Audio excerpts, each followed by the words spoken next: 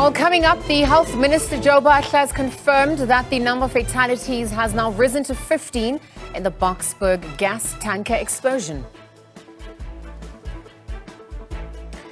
Tributes continue to point for the late Durban-based musician Mampintsha Mpumalanga, was affectionately called Mampintsha.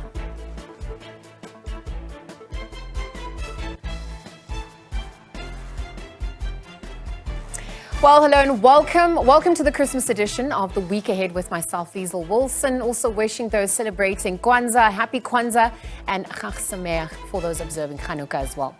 Wishing you a blessed day ahead. Interact with us on our social media platforms at The Week Ahead or using the hashtag The Week Ahead. Let's get straight into it for today.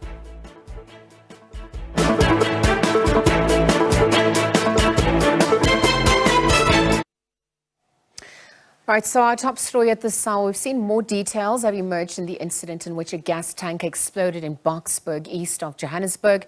The Health Minister, Joe Butler, has confirmed that the number of fatalities has now risen to 15.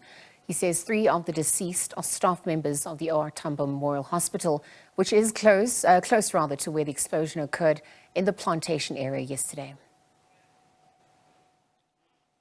Here in the hospital, 37 people were admitted, 24 being patients from the community, from the surrounding communities who were affected by the fire, as we know, and 13 were also staff members who were also victims of this fire. Most of it, as you have seen, the area where people who were affected outside at the parking lot near the accident and emergency area where the explosion happened, and people suffered very severe burns. We are told that even for those who have survived, many of them have quite severe burns, so it's still a long way to go. Some of the other victims of this were diverted to other hospitals, and indeed we are very pleased that other surrounding hospitals also assisted, including private hospitals. So we'll still get a full tally of the number of patients who were taken by other hospitals. In terms of fatalities, as of yesterday, the report we had was that 10 people all in all had succumbed to this fire by yesterday.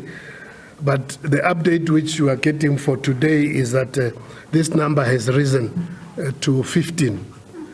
15 people now as of this morning. And we want to take this time to really pass our condolences to the families, the loved ones. We are informed that amongst the deceased are also children. So it's adults and children. It's indeed, at any time, it's really a bad thing to lose family members. But, it's even worse on the eve of Christmas and also on Christmas Day that so many people have passed away. 3 of those who have passed away, as we will indicate, are also staff members of the hospital. For those who are still recovering. All right, so the family of Durban-based musician Mampintsha Mpumalanga, affectionately called Mampintsha, says that he died after suffering a second stroke. He passed away in a Durban hospital yesterday at the age of 40, where since the news of Mpumalanga's death, social media sites have been abuzz with tributes from his fans. Our reporter Jade Polsa has more. Today, with somber here in KwaZulu-Natal, I must tell you, we've actually moved this interview inside the minibus of Tizozo and Danger from Big Naz, just to bring you this interview. It is raining outside. One would say that Durban is crying from losing one of their own. Joining me right now, we do have last standing member of Big Naz, Danger, as well as Tizozo, closest friends of Mampintsha. Danger, I know that you're very emotional right now. Just talk to us about how you're feeling, and also the memories, the fond memories that you're going to have of your brother, Mampintsha. Right now, I'm because ngiluze ubhuti wami, ngiluze umfowethu, ngiluze umuntu bengisebenza naye.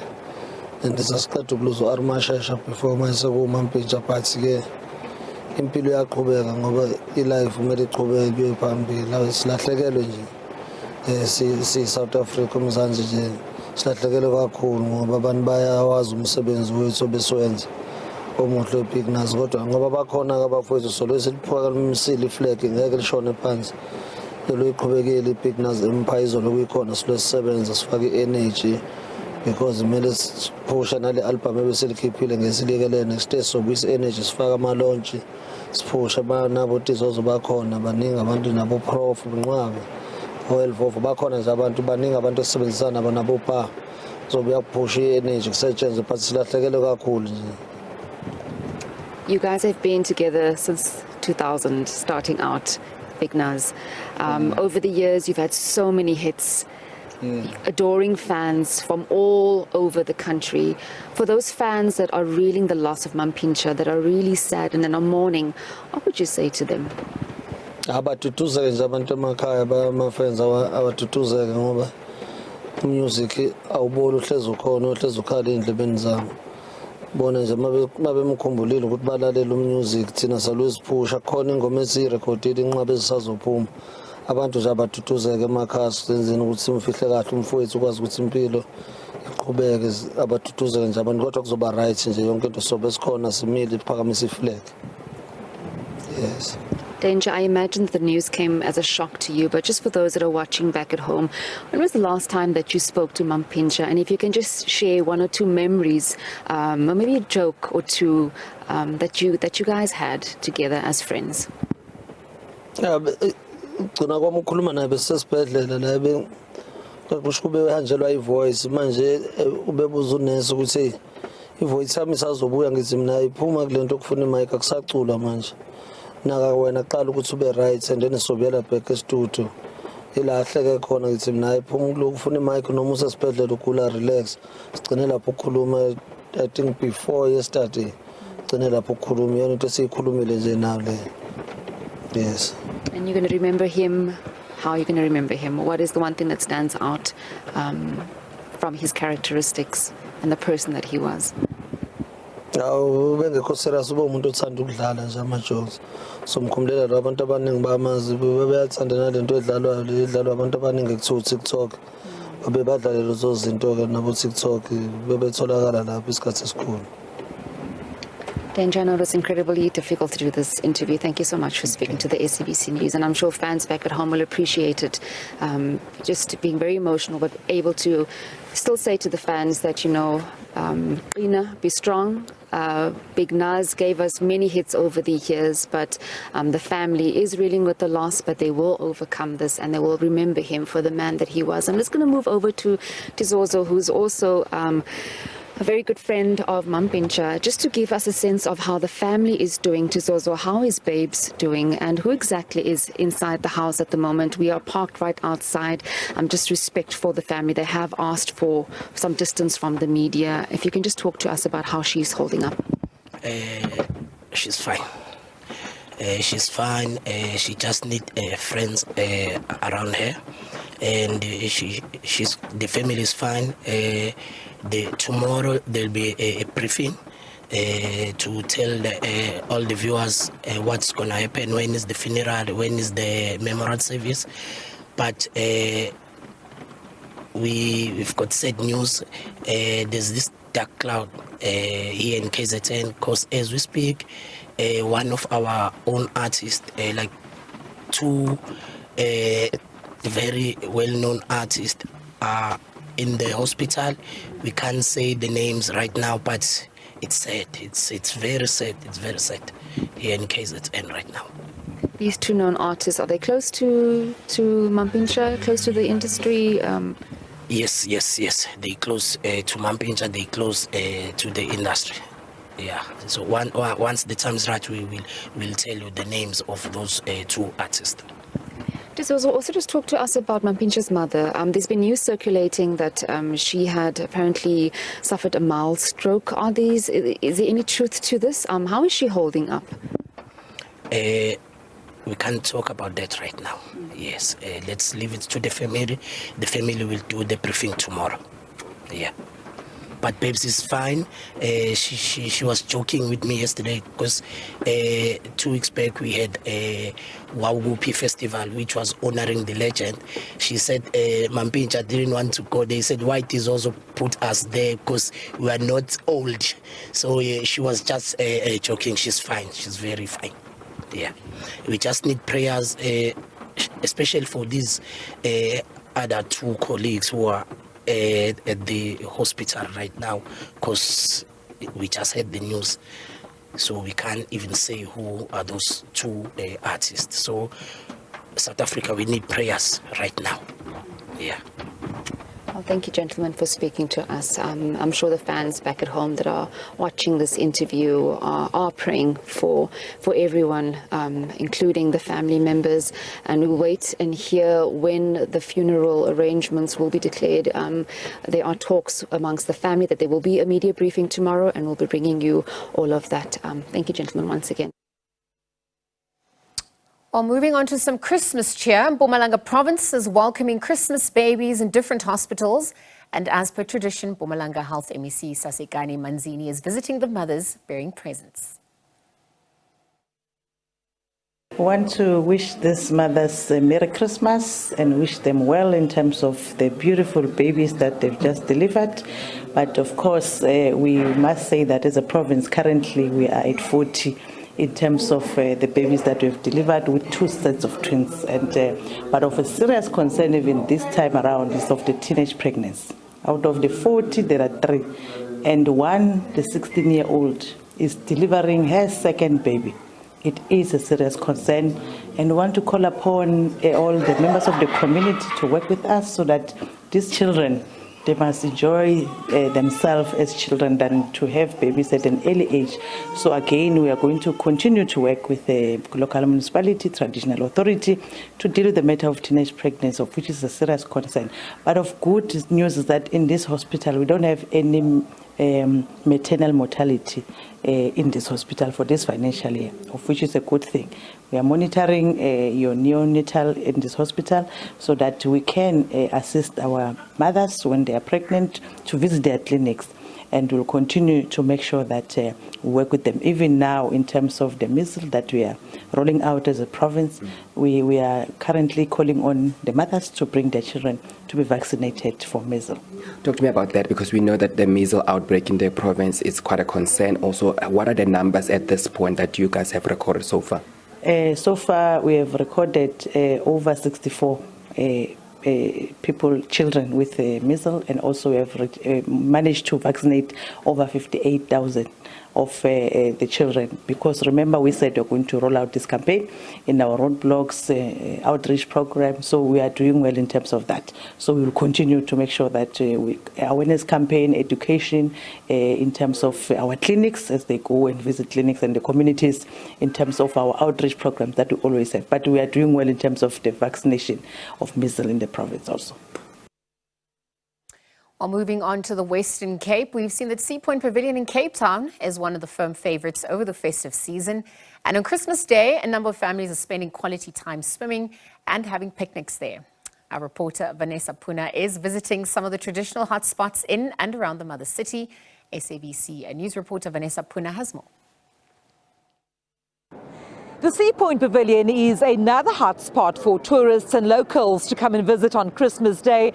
Behind me, you'll see quite a number of families that have taken time out, enjoying the good weather in Cape Town today, to make use of the beautiful facilities behind me. And of course, little ones always enjoying a swim over the festive season. I'm joined now by yet another Zimbabwean neighbor of ours, but enjoying and loving Cape Town, Liezle Wilson. Liezle, a very warm good day to you. So all the way from Zimbabwe, you're living in Cape Town, yes, and you've decided to come and spend Christmas on this beautiful Sea Point Pavilion and the promenade over here. Tell us a bit about why you've decided to spend Christmas this way. I've decided to spend Christmas this way because today it's sunny. I'm enjoying the sun. I'm enjoying summer. I'm enjoying seeing people swimming. I don't like swimming, but I'm enjoying seeing people swimming, seeing the waves in the sea. Everything is so magnificent to me today. Christmas Day, how do you usually spend Christmas? Is it a day for family? Is it a day for relaxation? Is this the way you normally spend Christmas? Not really. I always spend Christmas with my family, but this year I didn't manage to go home. But most of the times I will be home enjoying Christmas with my family,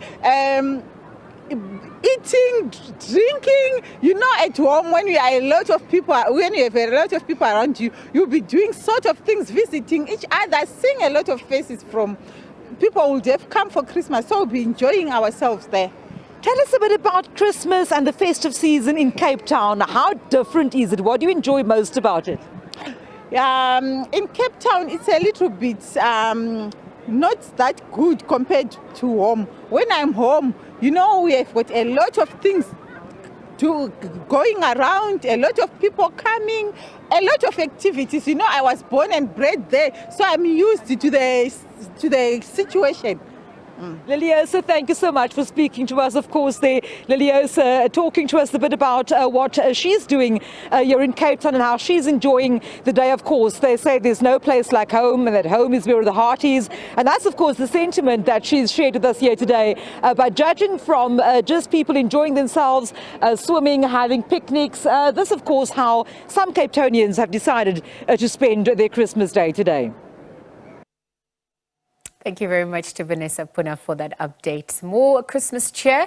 Eskom has suspended rolling blackouts with effect from 5 o'clock this morning to 5 o'clock tomorrow morning. Thereafter, stage 2 will kick in from 4 o'clock tomorrow afternoon. The power utility says its decision to suspend the rolling blackouts on Christmas Day is due to lower electricity demand. However, Eskom says that stage 3 rolling blackouts will be implemented from Tuesday as the generation fleet remains unpredictable.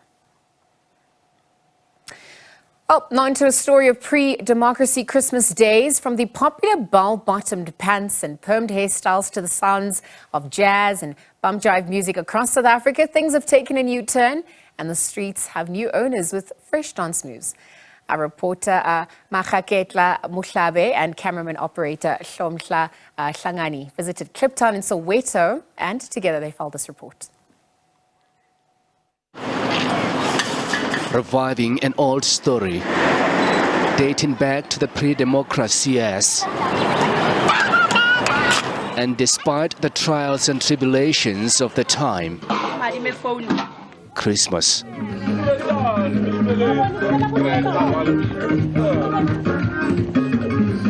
A day bigger than any other. It's a story better narrated in Kliptown. When I was still young, just ask 77-year-old Moses Sehimo, also known as Papa Mos. Our Christmas, we went every house to ask some cakes. Christmas reminds him of one thing: sharing is caring. You know, those years were beautiful. Families used to be generous back then. We would easily get cakes every house we visited. These days, people never share cakes. Never. The days of bell-bottomed pants, Eskel and Pam hairstyles. Those years were beautiful. But in Papa Moses' household, Christmas was never without music.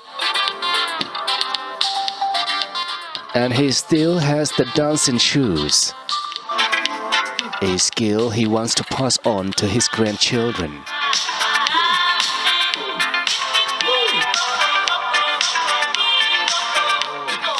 But not everyone has the same taste in music. Papa Mo's neighbor's feet were tuned for a different genre. That's how we used to celebrate Christmas. Because we were happy, we would play our old music and dance.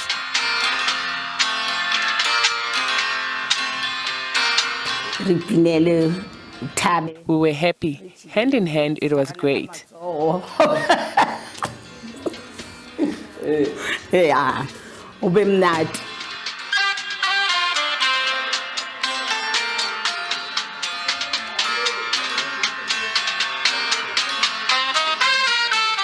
but it's a Christmas with bittersweet memories. Hers was Christmas during the unforgiving apartheid years.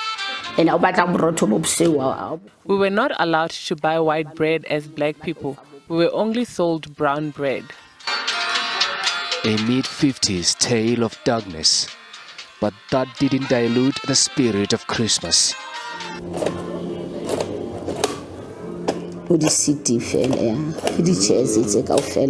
And she's still holding onto the cassettes.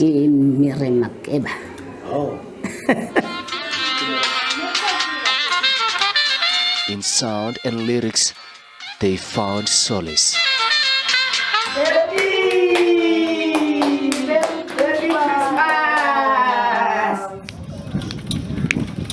For Papa Mos and Masiteng and their peers,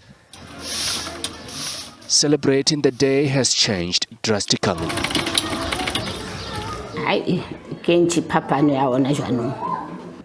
Now, Christmas of now is for yourself and your family.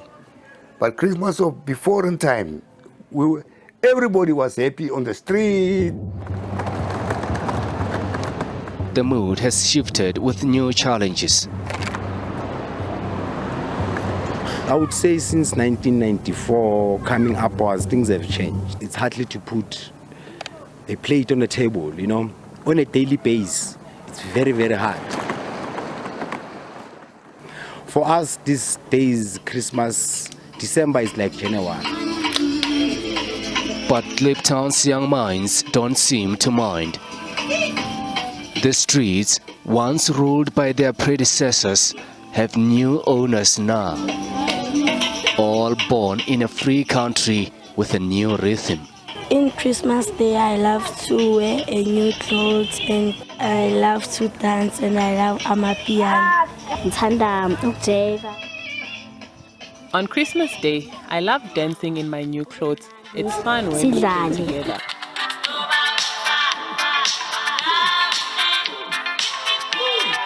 From an older generation with a heart to give,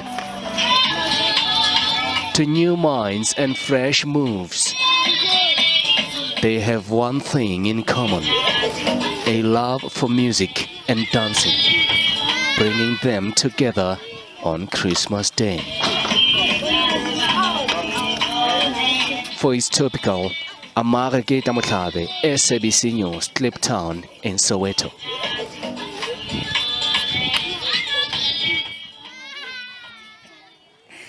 While a number of businesses keep their doors open on public holidays, businesses say this is to afford consumers enough time to get their shopping needs in order. Meanwhile, labor experts say that employers should keep workers' rights in mind when having them working on public holidays. According to the Basic Conditions of Employment Act of 1997, an employer may not require an employee to work on a public holiday except in accordance with an agreement. The Act also specifies that should the employee work the public holiday, they should be remunerated. Labour law experts say employers should adhere to the Labour Law Act. Employers need to ensure that they comply with the Basic Conditions of Employment Act to ensure that they are compliant and they don't breach any legislation. Insofar as the employer's responsibility is concerned, obviously it's to ensure that the employee is paid properly. Clearly, if the employee works overtime, that should also be paid. Experts say employees should familiarize themselves with the Act too. The same rules and regulations that you'd find in a normal working day would still apply. Therefore, if you're expected to arrive at work at a particular time, you'll still be expected to. And if there's an agreement already established and the employee does not arrive on time or the employee does not arrive at all, that employee will still be subject to the normal policies that the company would have in terms of any disciplinary action that the employer may take. Due to the COVID-19 pandemic, the July unrest last year, and the conflict between Russia and Ukraine, amongst others, businesses were hard hit. Many are still on their way to regaining their feet. More and more stores now open on public holidays. We will be open on the 26th and 27th of December, but we'll be closed on the 25th of December to give our team members time to be with their friends and family. Employers are urged to comply with the workers' rights, such as that an employee can only work on a public holiday if they've agreed to it, and that they are entitled to have the day off or full pay should they choose not to work on the day. Also keeping in mind that employees are entitled to double pay for working on a public holiday. Notando Makutulela, SABC News, Johannesburg. The festive season is not such a joyous time for some of the LGBTQI+ community. This comes as they continue to face discrimination at the hands of family members. Some LGBTQI+ individuals in the Northern Cape say this time of the year is emotionally unbearable as they have no families to celebrate with. Kuruman-based Utlwanang Musie maintains that everything went downhill after opening up to his relatives, telling them that he is gay. As a result of his openness, the 24-year-old, who is also an orphan, says he was told to leave the family home. He says he has not seen his family in years. They treat me like a dog at home, and it's hurtful. Right now, I envy those who will be spending time with their families. But because of my family's discrimination, I can't go home. Because of discrimination, 18-year-old Katlego Lesetedi from Kimberley misses spending time with her mother. She says their relationship changed some 3 years ago after she confided in her that she is a lesbian. That was the last time they spent the festive season together. To be honest, I feel a little bit sad because of it. I love my mother. I actually do, and I wanna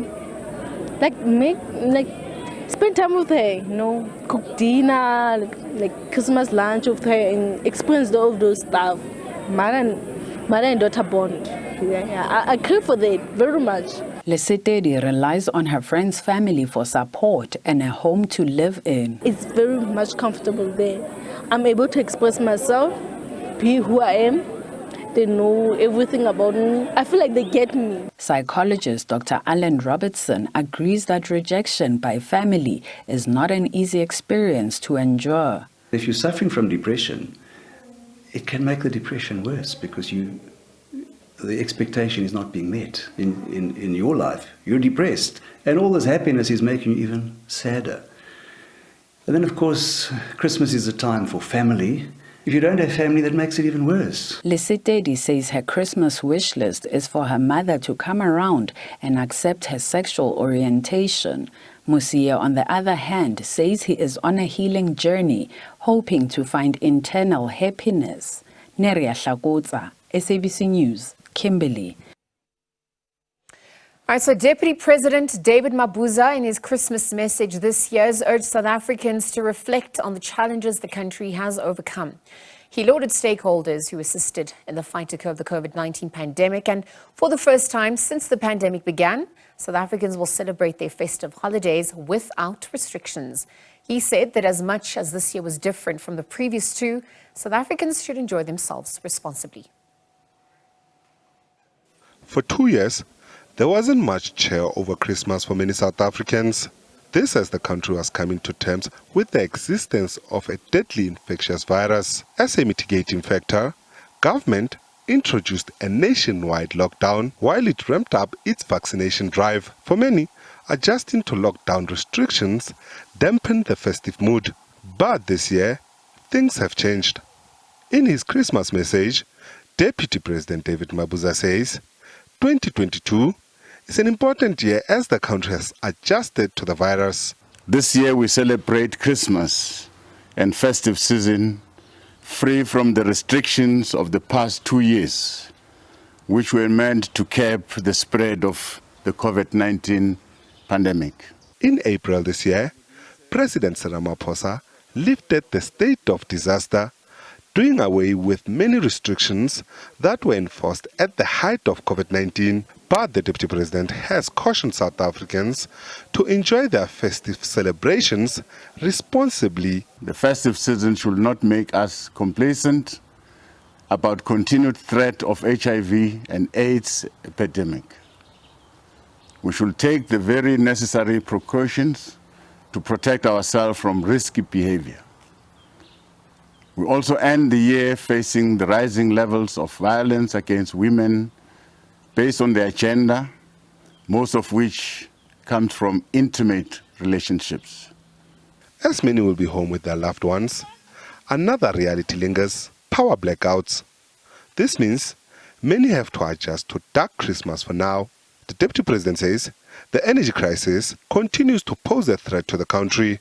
We also confront other developmental challenges, including energy instability that presents itself through load shedding, which harms the economy productivity to generate the necessary jobs and growth. And a moment to reflect. Also in 2022, terrible floods in different parts of our country, especially in KwaZulu-Natal, the Eastern Cape, and the Northwest, killed many of our people and displaced a lot of families who lost their homes. SABC News, Johannesburg. It's beginning to feel a lot like Christmas. It is. Everywhere you go, including here, because it's the festive season, everyone, and we just want to say thank you for choosing Morning Live and SABC News as your #1 news station. And of course, you've chosen us and we've chosen you, and what a happy lot we are. And you have made us the #1 show in the country, and we do not take that for granted. We love you, South Africa. We really do. And this is just a special message to tell you that we wish you a wonderful festive season. We want you to be safe. We need you in the new year. We've got lots to get through in 2023, and you want to be with us. And please take it easy. Whatever you do, however much fun you have, do it responsibly, because we want you back here with us in 2023. Take care, everybody. Merry Bye-bye. Christmas.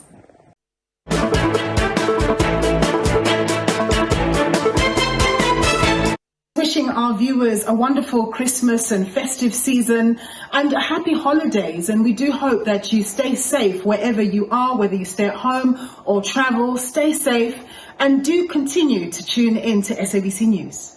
Welcome back. The week ahead continues with myself, Liezle Wilson. We've seen that land redistribution and land reform are set to top the agenda early next year when the African National Congress reconvenes its conference. This week, the ruling party concluded its 55th National Elective Conference, where discussions around the economy also featured. Energy security was also in the agenda as rolling blackouts continue to impact households and the economy. In his political report, ANC President Cyril Ramaphosa lamented on the concerns around rising unemployment, poverty, slow economic growth, the energy crisis and plans to clean up state-owned enterprises.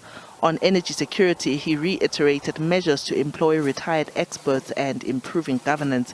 He also pointed out how poor policy decisions have contributed to the current rolling blackouts. Poor policy decisions in the past, together with inadequate maintenance, mismanagement, state capture and widespread corruption, have left our electricity system in a state of real disrepair. The effects of load shedding are felt every day by households, businesses, schools, hospitals, government offices, and indeed by our people generally. Load shedding severely constrains economic growth as well as transformation. It constrains job creation, poverty alleviation, and development. Newly elected ANC Treasurer General Dr. Gwen Ramokgopa says the sluggish economy remains a concern. She's calling for heightened consolidated efforts between business and government on interventions. We must commit that no one must be left behind. If 80% of our country is not productive, we know that whatever we do is very minuscule in working in our endeavors to achieve this inclusive growth and this shared prosperity. Finance Minister Enoch Godongwana addressed the issue of the $8.5 billion loan to address climate change, clarifying that it is not a grant, but a debt.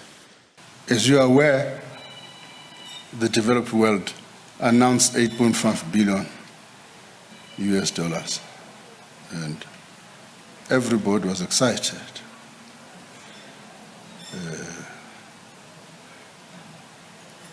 Everybody was excited. However, it remains one thing, it remains that. It remains one thing, it remains that. I must confess that in certain areas, in certain countries, we've been able to get some concessional loans. It's not a grant, it's debt. Plans to accelerate structural, economic and policy reforms, particularly those relating to the cost of doing business, could go a long way in facilitating the entry of new entrepreneurs into the formal economy. The conference reiterated the importance of increasing business opportunities for small businesses and female entrepreneurs who remain the most marginalized when it comes to access to finance and markets. We're changing the ESD policy to ensure that 30% of the ESD funds are spent in townships and rural areas. Already they are marginalized. 15% of the ESD budget in each underserved areas. In the new proposition, we are capping at 33% the proportion of the ESD budget that goes to training and capacity building, with 67% of the budget allocated to infrastructure, equipment, working capital, and access to technology. And these are the things that small businesses and corporates lack. Now, if we utilize that fund effectively, we'll be able to see changes. Economic Transformation Committee Chair Mamuluko Kubai says the conference also discussed other issues relating to the economy. These include land redistribution and the just energy transition, among others. And the emphasis around just transition is that it must be at the pace and at the cost that the economy can afford. That's part of the discussion, but understanding that we have communities and workers that must be protected and reskilled. So this is also reaffirmation of the work that has been done. Continuous work around or the re-emphasis of, which I know that might be one of the interests, the re-emphasis of our IRP and the need for it to be updated, but also looking at energy security within the oil and gas space where exploration needs to continue. That's some of the issues that are coming through, and also saying that we should be able to leverage on our relationships in BRICS to be able to benefit out of this work that we need to go. Meanwhile, Labour Federation COSATU has also welcomed the newly elected leadership, applauding the ruling party for also electing women leaders. The federation has called for the party to prioritize fighting corruption. At the same time, the Black Business Council is calling for a cabinet reshuffle to speed up policy implementation. Diabo Seto, SABC News, Johannesburg. Right, the protracted legal battle to keep former President Jacob Zuma out of prison is not yet over. The Supreme Court of Appeal has upheld the High Court's order which declared unlawful the release of Zuma on medical parole. The Correctional Services Department has escalated the fight to the Constitutional Court in a bid to set aside the SCA judgment. The Supreme Court of Appeal has ordered that former President Jacob Zuma must return to the Eskom Correctional Center to finish serving his sentence. In a unanimous judgment, the SCA declared that Zuma did not lawfully complete his prison sentence. The judgment followed intense exchanges in the SCA in which the powers of the Correctional Services Commissioner and the role of the Medical Parole Advisory Board came under the spotlight. The SCA justices stressed the need to understand how former Correctional Services Commissioner Arthur Fraser assessed medical reports ahead of releasing former President Jacob Zuma on medical parole. Advocate Maribola Mphahlele for Correctional Services insisted that there was nothing untoward about the decision to release Zuma on medical parole. Mphahlele argued that the Medical Parole Advisory Board report is not the deciding factor for medical parole. There are two reports, medical reports, that recommended that Mr. Zuma be placed on parole. And the first one is the one of MAPA, and these are the reports of the doctors that has examined Mr. Zuma. And the second one is the one of Dr. Mphatho, who is also a member of the Medical Parole and Advisory Board. Advocate Dalimpofu for Zuma argued that his client's medical condition undoubtedly allowed him to be released on medical parole. He contended that doctors who examined Zuma were clear that he suffered from a terminal disease or condition. Surely the commissioner can't just wake up and give you medical parole. That I accept. The commissioner has to apply certain criteria and so on. And that's where the relationship is. But one cannot, and I beg the court not to fall into that trap, negate Section 75 and only zoom into Section 79.1. The Helen Suzman Foundation submitted in the SCA that the Medical Parole Advisory Board should give a positive response for the medical parole to be granted.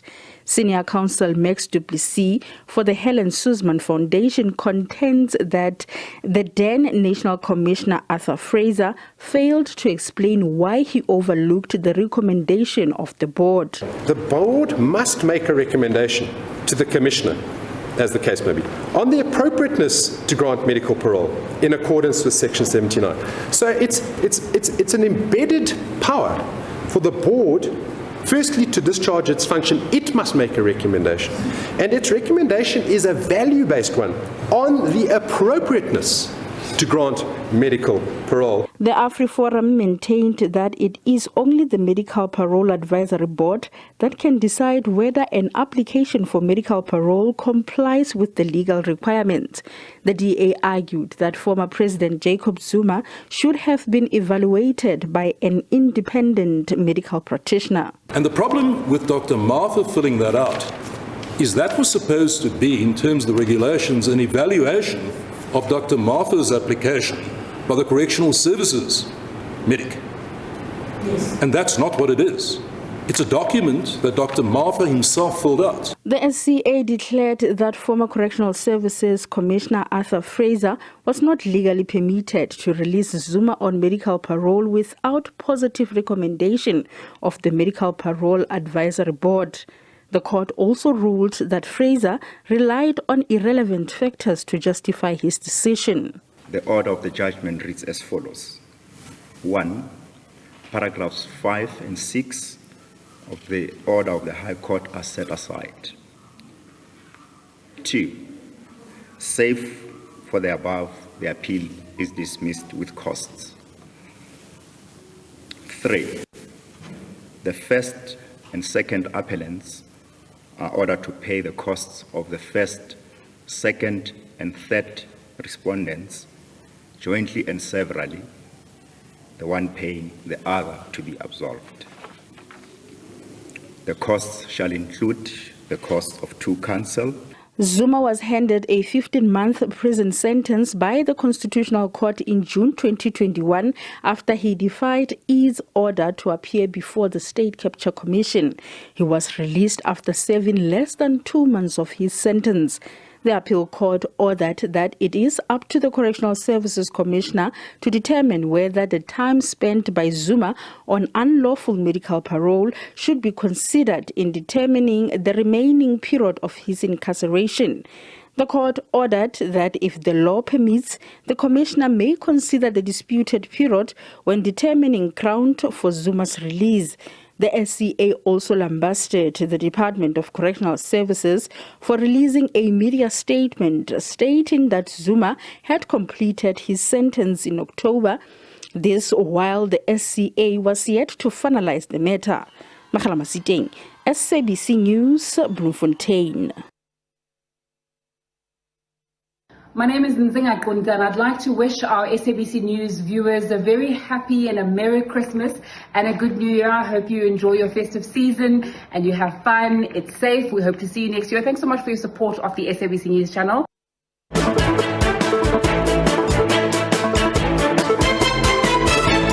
Hi everyone, just wanted to say happy holidays, enjoy the much needed break. If you're going to be around, keep watching SABC News channel 404. We'll keep you updated on the latest, and keep safe, be responsible, and we'll see you in 2023. Well, in other news now, the city of Johannesburg is still trying to pick up the pieces following the recent floods and persistent rain. It says the damage to infrastructure now stands at over 420 million rand. With the cost of repairs rising, the city is hoping for the provincial and national governments to quickly respond to requests to have affected areas declared a local disaster. While cleanup and aid operations continue. It all began with a baptism ceremony on the Xk River a few weeks ago.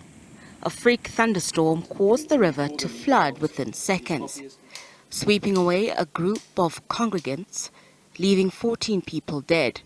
The pastor disappeared after the incident, but was found days later. A 3-month-old baby is still missing, with the search being called off temporarily. About 213 formal households and more than 60 informal settlements were damaged. Otto Pistorius has been without power for 11 days following the storms. It's been a nightmare trying to get city power to restore his power. For me, it's also disappointing. You know, I know that city power is under a lot of pressure. We've had huge weather storms over Johannesburg in the last 2 weeks. I also know that load shedding is not making their work any easier. But the way that city power has dealt with it, for me, is disappointing. I don't think that they were, in our case, totally transparent or totally honest. Days of heavy rains and flooding left homes destroyed and many displaced, and extensive damage to the city's infrastructure, including roads, bridges and electricity substations. We're sitting with a figure of 300 million. That figure has gone up to 421 million rand in damage to state infrastructure. The main increase comes from the side of City Power, who initially submitted an assessment of around 31 million rand. That has gone up to 49 million rand. Equally, the Department of Human Settlements has issued a revised number. City Power has battled to reconnect areas plunged into the dark during the storms, slowly reducing the backlog of 5,000 outraged calls, despite a temporary reprieve from Eskom for a 72-hour load-shedding break to repair damaged infrastructure. Persistent rains thwarted this attempt. Unfortunately, the heavy rains has done some damage to our infrastructure, and at times makes it impossible for us to be able to restore your supply as soon. And this is because access at times is restricted due to trees that have fallen on the roads or on our infrastructure, due to roads that are eroded, make it difficult to go through. The mayor is seeking to declare a local state of disaster. The declaration of a local state of disaster enables us, when necessary, to access resources from the provincial and national spheres of government and accelerate supply chain management processes. We do not want a repeat of a feverish scramble for contracts like we saw during the early COVID-19 years. Therefore, the city's group risk and assurance services will keep a focused eye on procurement. Analysts say while the delay could be administrative, it's also likely to be influenced by the current political climate in the city. So there are 3 administrative actions that must be satisfied in order for an area to be declared as a disaster area. So it must then be lawful. Those administrative actions must be lawful, and it must also be reasonably, and it must be procedurally fair as well. Wet and rainy conditions are predicted over the next few weeks. Nozintombi Mia, SABC News. This year has seen a rise in the smuggling of stolen goods, animals and contraband cigarettes at the border between South Africa and Zimbabwe. The porous border fence between the two countries and criminals cross there with relative ease, but law enforcement agencies have also intercepted numerous stolen vehicles since January this year. Large and semi-arid area of Niani outside Musina lies along the mighty Limpopo River. For years, the area has been used as a den of criminal activities and a rendezvous for smugglers. The poverty-stricken communities here have had to carry the brunt as merciless criminals stop at nothing to achieve their goal. Livestock farmer Robert Chibara has been losing his animals to unrelenting smugglers over the last few months. The 56-year-old retrenched mine worker, along with many others in the area, depend on livestock farming for a living. We're losing cattle and goats all the time. I just lost 11 goats recently. I looked everywhere. I went as far as Musina to no avail. We are trying to work with SAPS stock theft unit to stop this. Which are the one who do report? It is painful to lose our animals because we depend on them for a living. This has been happening for far too long. We appeal to police to step up the fight against stock theft. The brazen and unswerving criminals always devise new methods to stiffen their resolve, bracing the mighty and crocodile-infested Limpopo River to elude the hovering presence of law enforcement agencies. Most of the goods smuggled to Zimbabwe are allegedly stolen from Gauteng and other provinces, but the local communities are also not spared. These things is very bad. Always when we are here, sometimes like now, my car is there at the car wash. So I'm afraid just to move to other side because when I come back, I can find that my car is gone. And when my car is crossed the river, it's gone already. I can't find it again. We must find more soldiers, more police from different areas to come and work under these villages. Just because the smuggling, pathing of the cars to Zimbabwe, border jumping, everything is there. But if they are there and they're here to work. Police told SABC News that they are working with community members to crack down on cross-border crime. A collaboration between police and aggrieved residents led to the arrest of 6 police officers for alleged involvement in cigarette smuggling last month. In terms of policing, we have got the operational responsibility to curb cross-border crimes, such as smuggling of illicit goods, cigarettes, smuggling of stolen vehicles. So we are doing that in conjunction with other agencies.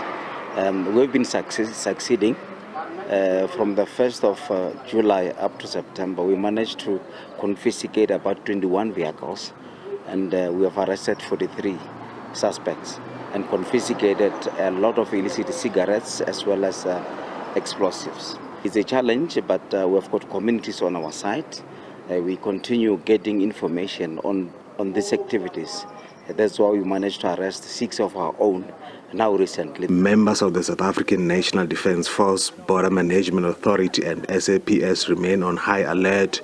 Rutiano Bobori, SABC News, Musina. Oh, that's where we leave it for you today. Thank you very much for tuning in. Wishing you all a blessed and safe festive period. And of course, we're looking forward to many more memories as we enter the year 2023 and beyond.